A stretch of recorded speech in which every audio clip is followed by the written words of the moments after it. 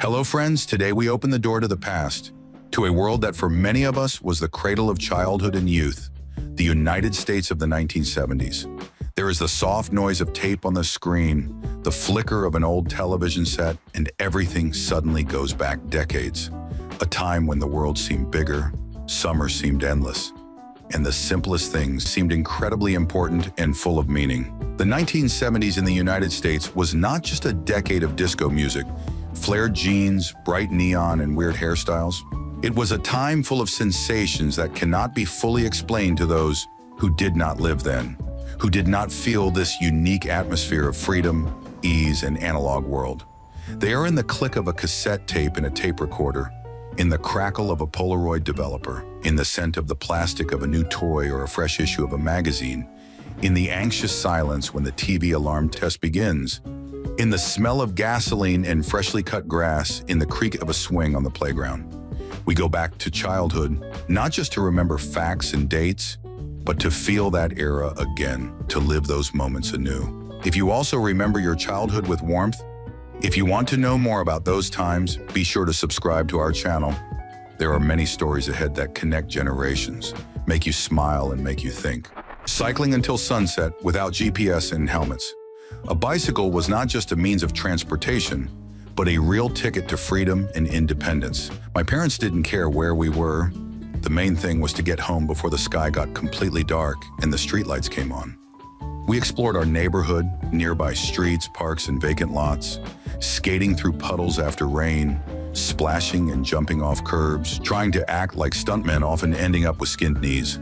There were no GPS navigators, but we knew every nook and cranny, every path in the woods, every loophole in the fence. It was our map of the world. No one wore helmets. They were not really thought of in everyday life at that time. The maximum was a baseball cap worn backwards. Falls happened regularly, but no one panicked. Scratches and bruises were common.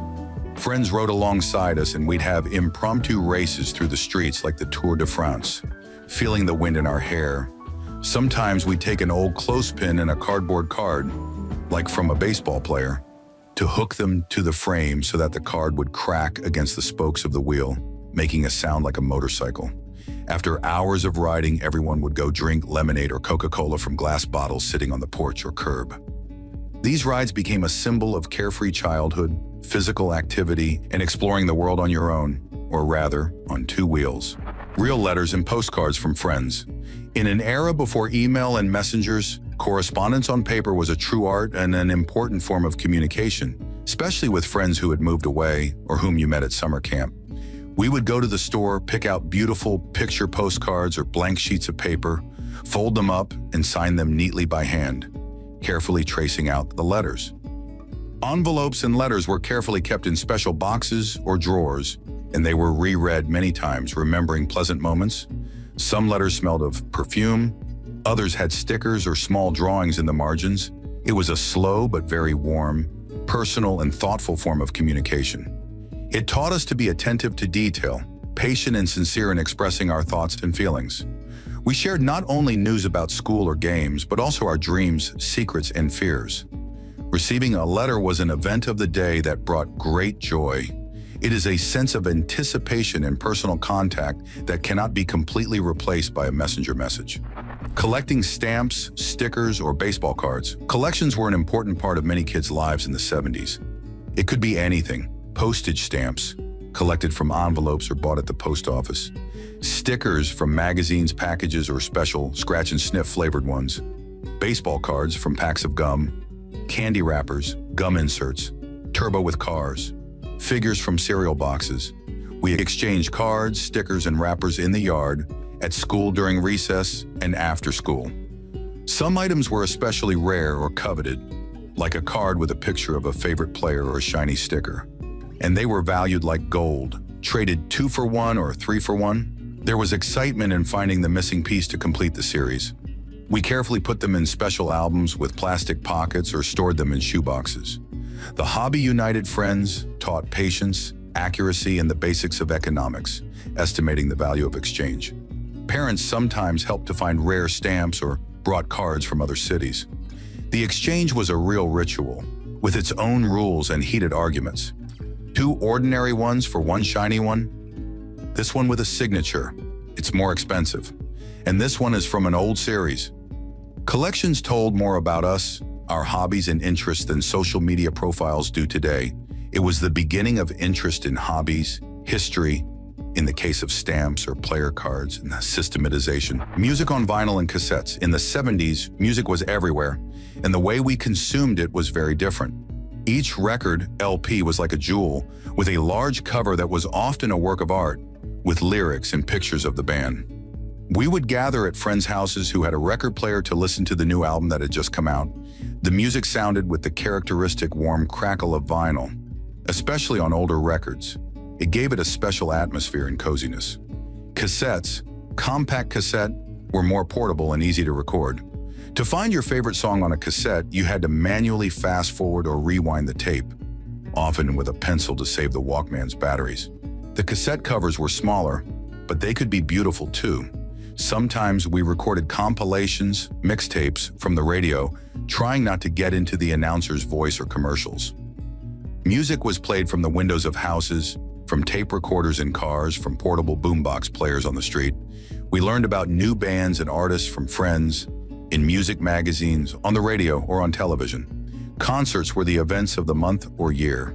It was an era when music was not just consumed in the background, but lived, actively listened to, discussed, shared, and formed subcultures. Video rentals and home theaters. The advent of the video recorder, VCR, in homes, initially expensive and luxurious, but becoming more affordable by the late 70s, was changing the idea of watching movies. Instead of going to the theater, you could rent a movie and watch it at home. We would spend hours wandering between the racks at the video rental store. Often it was a small store near the house, choosing cassettes based on the cover and a brief description. We watched movies as a family, sitting on the living room couch with popcorn, candy, and soda. Sometimes the cassette would jam, and it was a real drama, risking damaging the tape. Real books in libraries with a card system. Finding a book in a library in the 70s didn't start with a computer, but with boxes of alphabetized cards, card catalog. We opened the little wooden or metal drawers, flipped through the cards, selecting the right subject, author, or book title, like treasure hunters in an old repository of knowledge. The librarian knew almost all the regular readers, could recommend something special, help them find the right book. The silence in the library seemed sacred. We spoke in whispers, afraid to disturb the order and concentration of other readers. Reading a paper book was a pleasure. The smell of old pages and bindings, the tactile sensations of paper, the ability to bookmark, bend corners, or leave notes in the margins, if you own a book. We would pick up a stack of books, usually no more than 5 to 7, and spend evenings under a blanket with a flashlight, immersing ourselves in other worlds.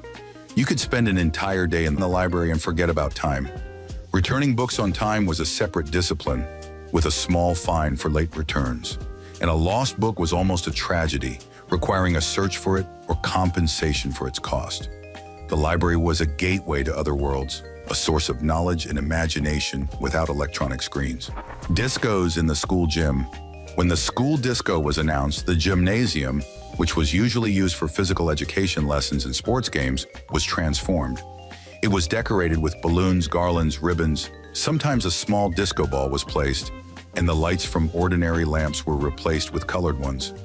The most fashionable music of the era sounded: disco hits by the Bee Gees, ABBA, Donna Summer, funk, rock and roll. The dancing was awkward but sincere and full of energy. We practiced at home in front of the mirror, trying to repeat the moves from music videos or dance shows on TV. Sometimes boys and girls stood on opposite sides of the hall, embarrassed, until someone brave started dancing, drawing others in. There were slow dances to romantic ballads, and it was heart-stopping when you were invited or when you dared to ask someone. Shoes, often on platforms, slid across the wooden gym floor, and it gave the movements a distinctive style. Teachers watched from the edge of the gym, pretending not to see anything, keeping order. Discos were discussed afterward all week. Who danced with whom? Who was dressed how? Who looked the coolest? It was an important social ritual of growing up, a place of first sympathies and romantic experiences. A TV with a knob to change channels. There were no remote controls on most TVs in the 70s. We got up off the couch and clicked the big round knob on the front panel. There weren't many channels, usually only 5 or 6 main channels, CBS, NBC, ABC, PBS, and local channels, and each had its own face, its own set of shows. Tuning the antenna, room or rooftop, was almost an art. You had to find the right position to get a clear picture, and sometimes a family member would stand at the window or on the roof, arm outstretched with an antenna, or even wrapped in foil on command from the living room. We waited weeks for the programs, cartoons on Saturday mornings, evening shows, favorite sitcoms, drama series, sports broadcasts, holiday specials. The news was watched by the whole family in the evening. Sometimes the signal was lost or there was a lot of snow interference, and we were angry that we had to adjust the antenna again. The commercials seemed interesting, especially before Christmas. The TV brought the family together in the living room in the evening, like a campfire in a cave. Around it, we made plans, discussed the day's events, laughed at comedies. It was not just a screen, but a window to the larger world. Chewing gum with inserts, each insert hidden inside a pack of chewing gum. Bazooka Joe, Turbo, Love Is, was almost like a collector's card, a little surprise. The Turbo gummies had the images of cool cars, the Bazooka Joe gummies had short comic strips with the main character and his friends, the Love Is, touching pictures of love.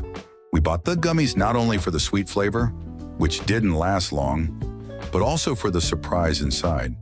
We exchanged the liners right in class under the desk or at recess. The flavor of the gum quickly disappeared, but the pleasure of finding and exchanging them remained for a long time. Sometimes they hid the gum behind their cheeks so that the teacher wouldn't notice it or molded it under their desks. Not the best custom, but there it was. Some inserts were carefully kept in notebooks, albums, or special collections. It was a piece of mass culture, available to everyone, and an important occasion for socializing and sharing. One piece of gum that cost only a few cents could lift your spirits for the day, and a bubble that burst on your face or hair was a classic of the 70s childhood genre. Group travel by school bus. The bright yellow school buses were an integral part of the life of an American school child in the 70s, a symbol of the transition between home and school. We took our seat, usually closer to our friends in the back of the bus. On the way to and from school, we would discuss classes, teachers, music, the latest news, who invited who to the party. Sometimes we sang chorus songs or played word games. There were bus drivers that everyone loved. They were kind or allowed a little noise, and those who were feared, they were strict and enforced discipline. In winter, the windows would fog up from breathing, and we would draw on the glass with our fingers. Noise, clamor, laughter, conversations, the whirring of the engine. Everything blended into a single cacophony that filled the interior of the bus. Cool backpacks and pencil cases with cartoon characters. School supplies in the 70s were not just tools for studying, but also a way to express yourself and your hobbies. Backpacks could be simple, fabric, but they were often decorated with patches or badges. The most desirable were backpacks with colorful images of cartoon characters, comic books or movies, Spider-Man, Superman, heroes of Star Wars, Transformers. Pencil cases were also diverse, from simple metal boxes to tiered plastic pencil cases with buttons that opened different compartments. Rulers, sharpeners, and even had hiding places for cribs or notes. We showed them to our friends at recess, proud of our new finds or gifts. Stickers, bookmarks, erasers with unusual shapes or smells. Everything had meaning and was exchanged. Sometimes the pencil case smelled like graphite from pencils, ink from pens, and maybe candy that was hidden there. It was the smell of childhood. Swapping pens with different colors of ink or stickers was like a little ritual. We decorated the covers of notebooks with drawings and inscriptions. All this formed our school identity and allowed us to stand out. After all, being cool is also about style in the little things. Collecting scrap metal and waste paper at school.